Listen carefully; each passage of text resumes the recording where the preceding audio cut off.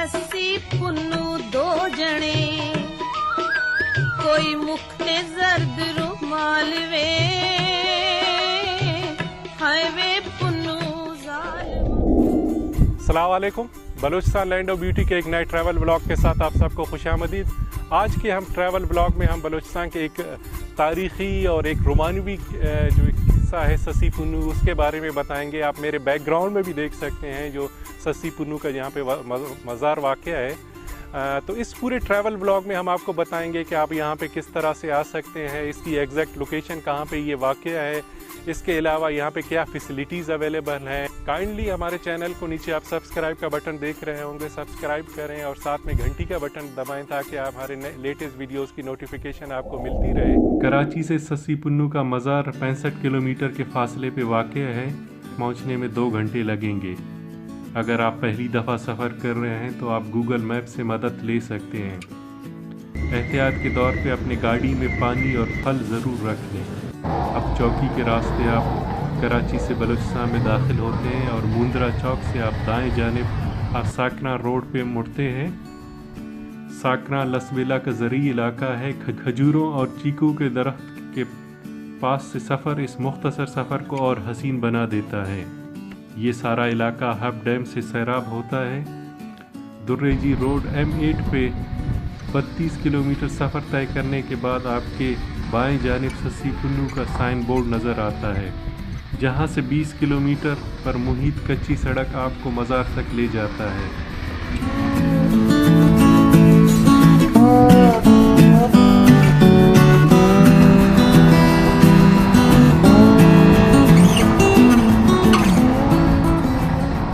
अगर आप चाय का शौकीन है तो यहाँ पे सड़क के किनारे मौजूद ढाबे नुमा होटलों पे आपको ताज़ा बकरी या गाय का दूध पत्ती चाय मिल जाएगा।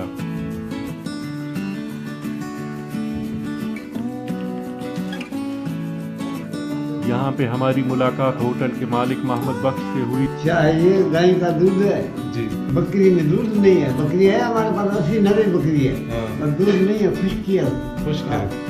समझे? जहरी ध्यान वो खान पड़ा तो जो जेल भली निकलता। तो ये अभी हम लोग की चाय तैयार है। गरम चाय के साथ मोहम्मद बख्श से यहाँ के कबाइल के बारे में नया सीखने को मिला। निकली गया ना, मेरे बंदी जा हो गया। बंदी जाओ।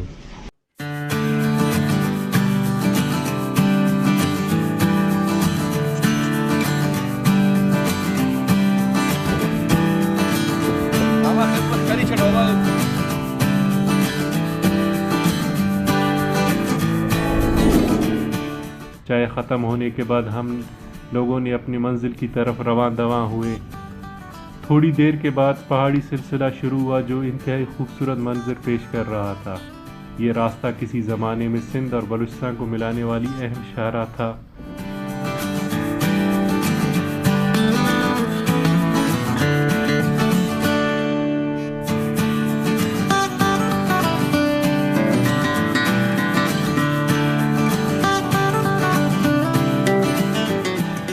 लोग और काफ़िले इसी रास्ते से सिंध और बलूचिस्तान आते जाते थे, जिसके निशानात आज भी सड़क के दोनों अतराफ में मौजूद कब्रों की शक्ल में मौजूद है। बेस फाउंडेशन है, बेस के ऊपर ये बने हुए हैं पत्थर के। फिर ऊपर थोड़ी सी इस पर लगता है कि डिज़ाइनिंग वगैरह की हुई है। ऐसे लगता है किसी वो इसको पूरे तराशा गया है या इसको काटा गया है। और इसके ऊपर फिर ये नीचे इसका जो कब्र का बिल्कुल वो बुनियाद है, बुनियाद के ऊपर फिर ये फर्स्ट लेयर, ये सेकंड और ये थर्ड, ये 4 लेयर में है। सड़क के दूसरे किनारे पे एक और कब्र मौजूद है। बाद में हमें मालूम हुआ ये किसी सैयद का कब्र है। ये भी स्ट्रक्चर उसी तरह का है, सेम है, लेकिन वो इस तरह के वो स्टेप्स नहीं है, थोड़ी सी साइज़ इसकी बड़ी है। एक बड़ी पहाड़ी अबूर करने के बाद हमें मज़ार दूर से नज़र आने लगा।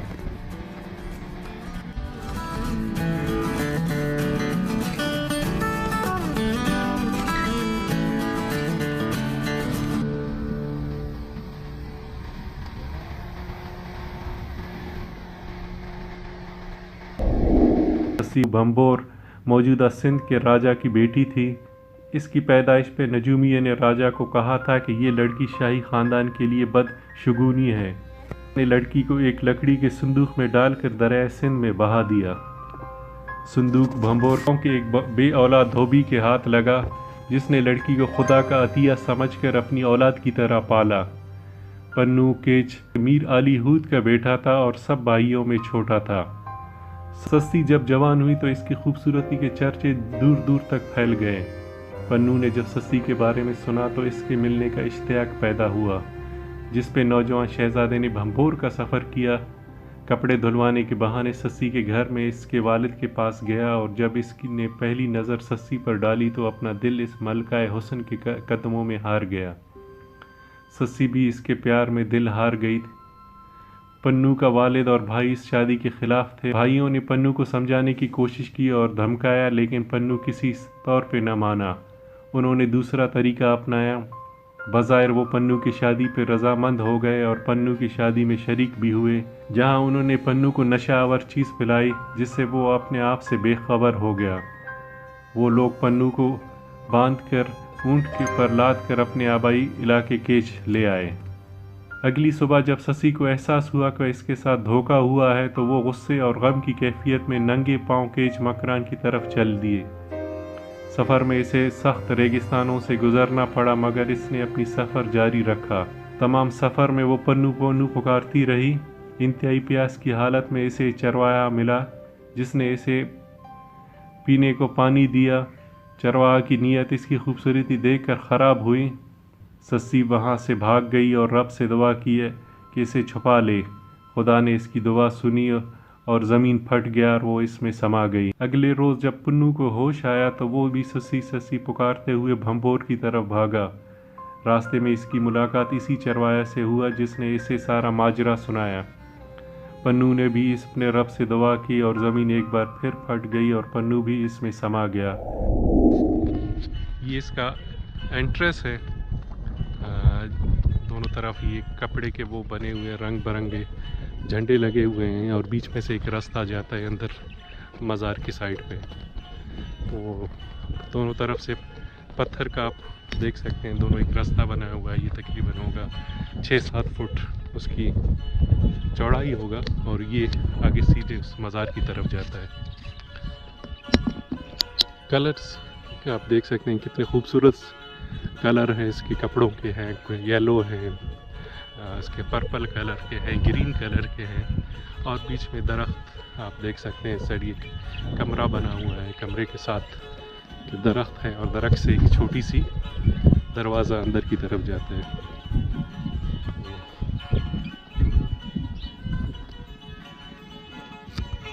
कुछ यहाँ पे इंस्ट्रक्शन लिखा हुआ है कि तमाम अकीदतमंदों से गुजारिश है कि बराए मेहरबानी दरगाह के हदूद में नशा करना सख्त मना है। देख सकते हैं एंट्री इसकी, और कुछ यहाँ पे पानी के लिए मटके वगैरह रखे हुए हैं। तो मटके रखे हुए हैं, ये बड़े साइज़ के मटके हैं और ऊपर से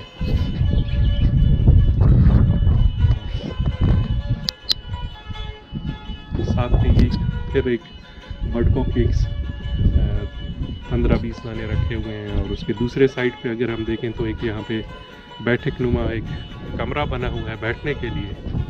आप देख सकते हैं कुछ सिंधी में लिखे हुए हैं, कुछ उस पर मुख्तलिफ नोट्स वगैरह हैं।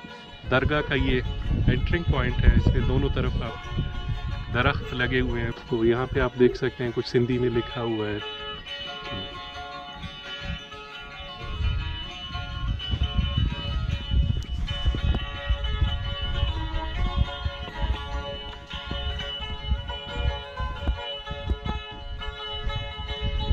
अभी हम जाएंगे उस दरगाह के अंदर, उसके बाद आपको इसके यहाँ पे सराउंडिंग है, होटल्स वगैरह है, उसकी आपको व्यू दिखाएंगे।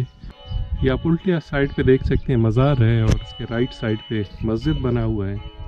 तो ये उसका अहाता है, सहन है, पक्की सहन है और उसमें टाइल्स लगे हुए हैं। और इसकी आप सराउंडिंग देख सकते हैं, मुख्तलिफ कमरे बने हुए हैं। और इसके हमारे उल्टे हाथ की साइड पे कब्रिस्तान है, कुछ आप कब्र भी देख सकते हैं यहाँ पे। तो बिल्कुल ऑपोजिट साइड पे वो एक जाली लगा हुआ है, इसके चारों तरफ से फिर एक दरवाज़ा बना हुआ है और बाहर की तरफ फिर एक कब्रिस्तान है। मेरे लिए इस मज़ार पे आना, जहाँ रिवायत के मुताबिक ज़मीन फट गया था और सस्सी और पुन्नू ज़मीन में दफन हो गए थे, बहुत ख़ास था, जिसे मैं अल्फाज में बयान नहीं कर सकता। मज़ार का अंदरूनी हिस्सा बहुत खूबसूरत था।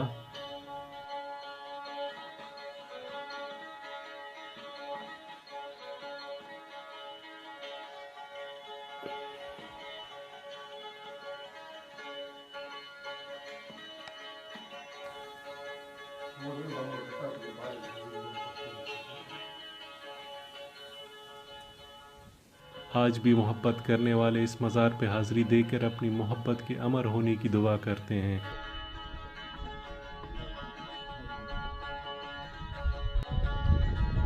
ये आप देख सकते हैं उस चरवाहे का जो कबर है मौजूद है, जो इस पूरे स्टोरी में जो सस्सी पुन्नू के जो कहते हैं कि सस्सी को उसने चरवाहे ने यहीं पे रोक के रखा था या उसकी इज्जत पे हाथ डालने की कोशिश की।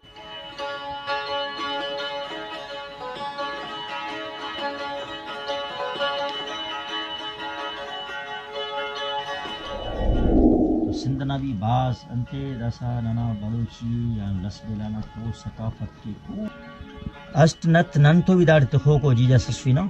तो ये अभी आप देख सकते हैं पत्थर पे एक पाँव का निशानात हैं। तो साईं अब्दुर्रहमान से पूछते हैं कि इसकी है क्या, तारीखी हवाला क्या है और ये किसके पाँव के निशान हैं?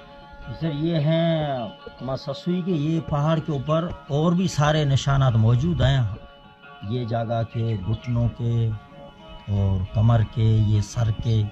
ये इस पत्थर को फिर एक कोई अकीदतमंद यहाँ से ले गया था शदादपुर, फिर 12 साल वहाँ पे था। फिर हमने और जैसे रहमान गुलपालारी या गुलशन कलमदी, फिर इन लोगों ने उसके कहा, फिर वहीं से हमने लाया। अभी इसीलिए हमने यहाँ बैठक के अंदर रखा हुआ। वैसे ये पहाड़ों के ऊपर और भी निशानात मौजूद है। हाँ अल्हम्दुलिल्लाह, यहाँ वाशरूम का भी इंतज़ाम है और ये कि राइश के लिए फिर बिस्तरा वगैरह सब हमारे पास है। अगर ऐसी फैमिली है तो उसके लिए पर्दे का भी इंतज़ाम है।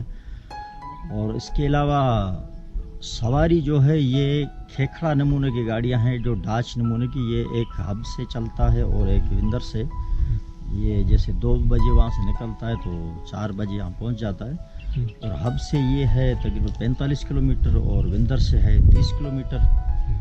बाकी कोई रास्ते में ऐसा बिल्कुल कोई खतरा या हो कोई नहीं, बिल्कुल अमन है। और इंशाल्लाह कोई यहाँ के इलाके के अगर सिपाही भी किसी से कोई मुसाफिर से 10 रुपये ले, वो भी हमसे बात करे, इंशाल्लाह कोई तकलीफ़ नहीं होती है रास्ते में।